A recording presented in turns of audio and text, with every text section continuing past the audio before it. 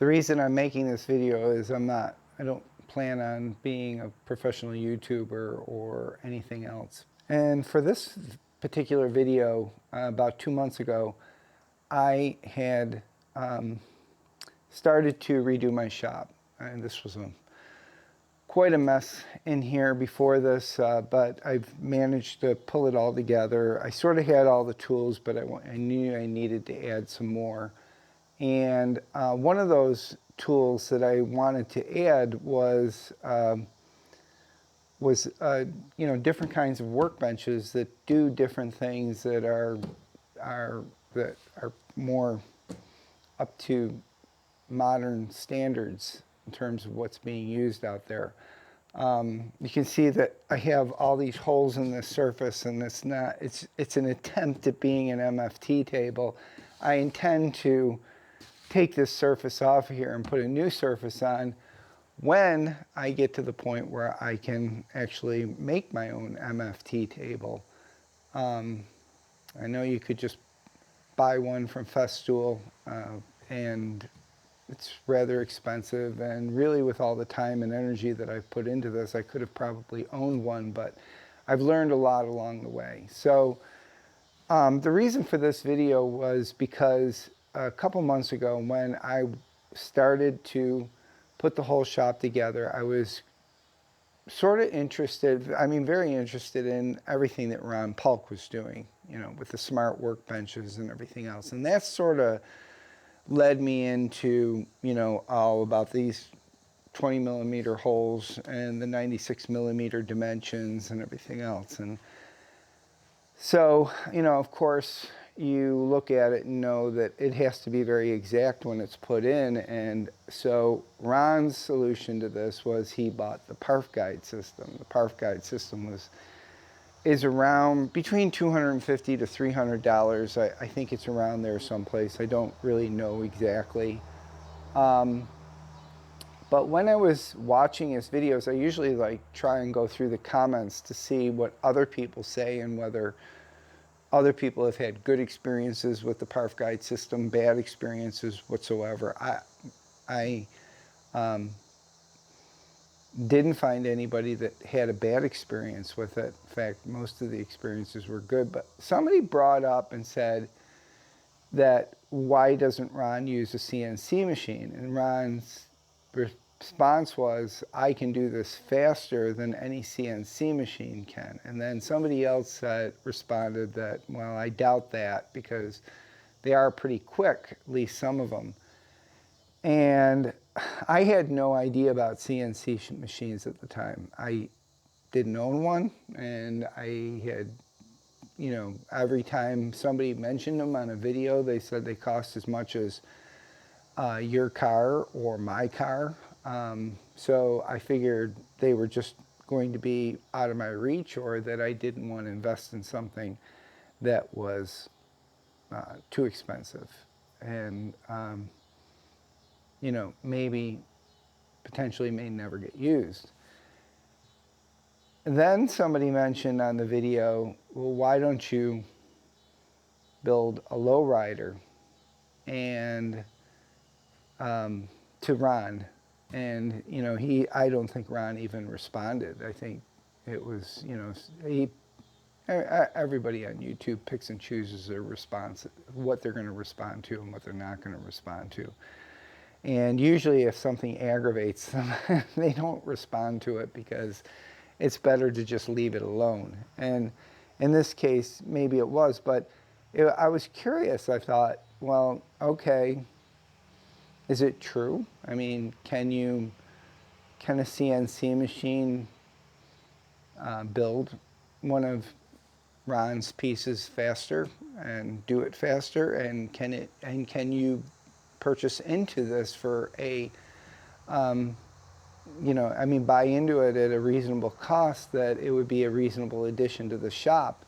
And for me, it's a learning experience. I have an AutoCAD background. I know about AutoCAD. I've used it in surveying, and I was a site contractor, paving contractor most of my life, so we used it there. Anyways, So it intrigued me. What is this Lowrider thing? So I started looking into it, and this is the Lowrider. 6 weeks ago, I wouldn't have known what it was, and I wouldn't even have known how a CNC machine worked, nor how a 3D printer worked. Because in order to build the Lowrider, you have to print out all your plastic parts. You can purchase them, and you can also purchase a 3D printer and you can get them relatively cheap, like for less than $200, and fairly good ones, and print the parts. Which the nice thing about that is if a part breaks, you can print it again. So, I mean, it's an interesting concept. So, I did it. I bought the 3D printer. I printed the parts. I got all the different, made all the different parts out of wood that you're supposed to make out of wood. Acquired the conduit, and then all the electronic parts and the stepper motors and stuff like that all came from this V1 engineering, and then you just sort of put it together and assemble it, and then build it on your own makeshift table. I mean, he gives a guide to how it should be done, but he doesn't tell you exactly how to build it. Everybody builds their tables differently, and I built my table differently. A lot of people just have their wheels running on these rails and on the wood rails, and I knew I didn't want to do that. I put them on these struts, which it makes it something I know is consistently the same height, a little bit more it's a little bit easier to calibrate. That's one of the things with this, is that it took a long, long time to get this thing calibrated. When you're doing these holes at these 96 millimeter, I mean, this is precise, this is exact. So this, you can see I've sort of did it several times in this surface. And the thing that I'm really going to do is I'm going to build this Paulk Smart Router Table with a CNC machine instead of using the Parf guide, and we can see whether that speeds up the process, because there's also the smart fence that goes along with it. So I figure while this thing is cutting out the smart router table, I'm going to be building the Paulk Smart Router Fence.